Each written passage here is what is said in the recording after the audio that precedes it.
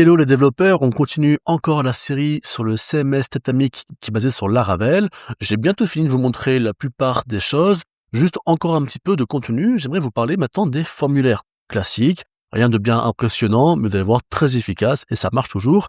Et puis, on a toujours besoin sur site web d'avoir un formulaire ou des formulaires de contact. Alors pour ce faire de la documentation, on voit qu'on peut donc créer des formulaires en back-office. On peut aussi après réutiliser les différents champs. Vous allez voir que c'est des blueprints tout à fait classiques. On peut réutiliser ça avec un template. Voilà, on a des balises de forme dessus pour récupérer le champ, pour parcourir sur les feeds qu'on va trouver juste ici. Là, typiquement, on ferait une boucle sur tous les champs de notre formulaire. Et puis, en fonction de reconstruire le formulaire. Bref, tout à fait classique avec tout ce qu'il nous faut pour des fichiers ou pas forcément. On a aussi des honeypots. Vous allez voir, c'est pas mal. Ça, c'est des pots de miel. Vous savez, c'est pour un petit peu attirer les hackers. En fait, on va faire un faux champ. Un champ, par exemple, on va l'appeler name accept CJU ou truc comme ça. Nous, on sait qu'il faut pas qu'il soit coché, mais potentiellement, un robot qui va scanner votre site web, votre formulaire, il va voir un petit champ accept CGU, il va se dire « Ah, il faut que je le coche ». Et cet ami va dire que si c'est coché, c'est donc que c'est un robot, parce qu'en vrai, nous, on aura caché le champ pour les vrais humains. Donc voilà. Bref, c'est assez classique.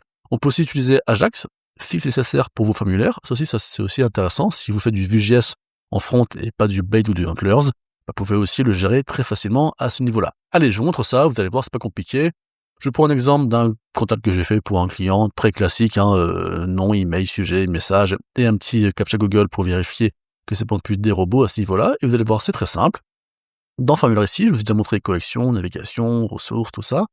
Eh bien, dans les formulaires, on peut créer autant de formulaires qu'on le souhaite. Celui-ci, par exemple, vous voyez que, je l'ai appelé contact, ok. On peut mettre différents éléments. Donc, typiquement, le fameux honeypot. Si je mets un input qui répond name honeypot, les robots sont pas trop bêtes. C'est là où je peux dire, tiens, en fait, finalement, je vais l'appeler accept CGU. Pas PGU, mais CGU. Ok. On peut faire différentes choses. Ça veut dire que, par exemple, on peut dire que le contact envoie un email directement et ne pas enregistrer en base de données. Moi, franchement, j'aime bien le fait d'envoyer un email à mon client pour dire, attention, t'as un contact, et aussi de l'enregistrer en base de données, via des fichiers YAML, encore une fois ici, ou en base de données si vous préférez Eloquent. En tout cas, il y aura les deux, comme ça votre client va recevoir un email et pourra les retrouver aussi derrière. Ceci assez intéressant. D'ailleurs, même sur des Laravel global, sans systémique, j'aime bien le faire ça aussi. Au cas où il y a un problème, que l'email n'est pas parti, que le client a supprimé ses emails, il y a toujours un historique en base de données. Ensuite, tout à fait classique, on va dire où est-ce que part l'email. L'email partirait à mon client gmail.com, puis à mon mail à moi en copie, on sait jamais, pour les tests, tout comme ça. Le sujet, on va donner une view qui va dire en HTML comment on... Bref, un contact est arrivé, comment je vais envoyer un email, super, mais de quel format j'envoie l'email. Donc là, ici, je vais récupérer tous les champs qui ont été saisis et je peux dire au client, tu as eu un contact et voici les champs, telle valeur, telle valeur, telle valeur. En HTML ou en texte classique, vous connaissez. On peut dépiger, bref, différentes choses qu'on peut mettre à ce niveau-là. Et là, simplement la configuration d'un formulaire. Si maintenant, je vais aussi aller voir les blueprints, eh bien, c'est la chose suivante. Je vais sur mon formulaire et je fais le blueprint. Et là, c'est pareil. Vous voyez que pour avoir ce formulaire-là, il faut un type de texte RA, et là, c'est encore un petit peu autre chose.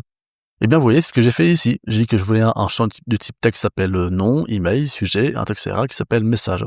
On peut créer plein de champs. Vous remarquez qu'il y a beaucoup moins de champs que sur les pages et les collections, et c'est normal, parce qu'en fait, c'est juste un formulaire. Donc, il y a des champs qui seront un petit peu inutiles.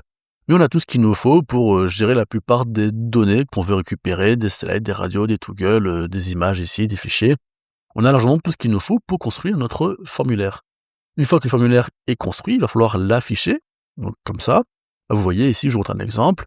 J'ai un petit fichier contactantlers.php.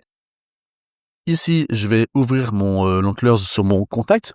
Donc à l'intérieur, je vais récupérer différentes variables. Par exemple, je vais avoir les codes d'erreur, succès ou pas forcément, pour dire si oui ou non le formulaire est bien passé ou pas forcément passé. Je vais boucler sur les feeds, et pour chaque feed, je vais simplement dire, tiens, si de type texte, alors je vais afficher un input, si c'est texte RA, plutôt texte RA, bref, tout à fait classique pour construire mon formulaire, et gérer les erreurs juste ici. On pense bien au honeypot qui va récupérer la clé automatiquement, par défaut c'est honeypot s'il n'y a pas.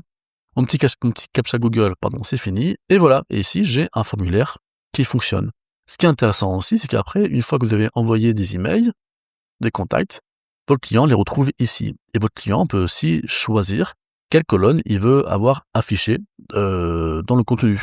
Ou si par exemple il sait que c'est des très gros messages, peut-être qu'il ne voudra pas forcément avoir les messages affichés sur l'index. Donc on enlève ça, hop là, et c'est bon, je ne l'ai plus ici. Si je le reveux, je le remets là. Je peux bien évidemment aussi changer l'ordre, ce qui est aussi assez intéressant pour vos clients. Et je peux aussi exporter les soumissions, soit en CSV, soit en JSON.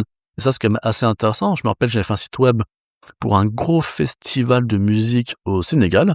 C'était le premier gros festival qui faisait c'était un très gros festival et c'était la première édition. Et il y avait énormément de contacts qui avaient été reçus de gens qui cherchaient à être soit volontaires, soit à vendre un peu leur activité aussi localement. Et donc le client a eu besoin, au début il faisait ça manuellement, ça allait tellement vite qu'il a eu besoin de faire un export sur un tableur CSV, donc le tableur Excel, c'était beaucoup plus simple pour lui. Et donc voilà, tout simplement la gestion des formulaires sur Statabic. C'est simple, c'est efficace, mais on peut faire tout ce qu'on veut à ce niveau-là. C'est clair pour le client, c'est facile pour nous développeurs. Je trouve ça vraiment intéressant. Encore une fois, ce que j'aime particulièrement, c'est que non seulement l'email est envoyé, bien évidemment, mais qu'en plus c'est stocké de manière native et naturelle, et même par défaut, c'est stocké aussi dans les données de votre site web. Et ça, c'est quand même vraiment génial pour retrouver facilement les informations.